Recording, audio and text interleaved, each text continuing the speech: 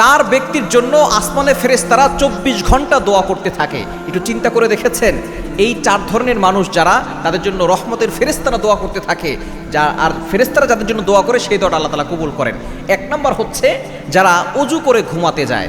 নবীজি সাল্লাল্লাহু আলাইহি সাল্লাম জানিয়ে দিয়েছেন, যে ব্যক্তি অজু করে ঘুমাতে যায় আল্লাহ পাক রব্বুল আলামিন তার জন্য একজন ফেরেশতা নিযুক্ত করে দেন।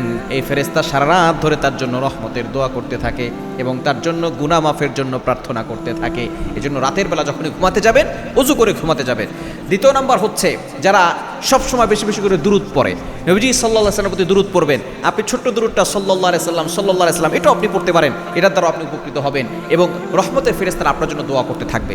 এবং 3 নাম্বার, যে ব্যক্তি নামাজের জন্য অপেক্ষা করে, আপনি ফজর পড়েছেন, জোহরের জন্য অপেক্ষা করছেন, মসজিদে গিয়ে আপনি বসে আছেন, নামাজের জন্য যে অপেক্ষা করছেন, যে নামাজের জন্য অপেক্ষা করে রহমতের ফেরেশতারা তার জন্য দোয়া করতে থাকে।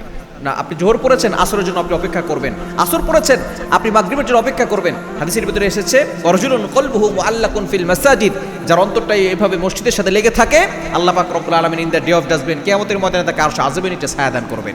এবং 4 নাম্বার হচ্ছে ওই ব্যক্তি যে অনুপস্থিত ব্যক্তির জন্য দোয়া করে। আপনি অন্যের জন্য দোয়া করলে ফেরেশতারা আপনার জন্য দোয়া করবে। সুতরাং এই 4 ধরনের কোয়ালিটি যদি আপনার ভিতরে থাকে, রহমতের ফেরেশতারা আপনার জন্য দোয়া করতে থাকবে।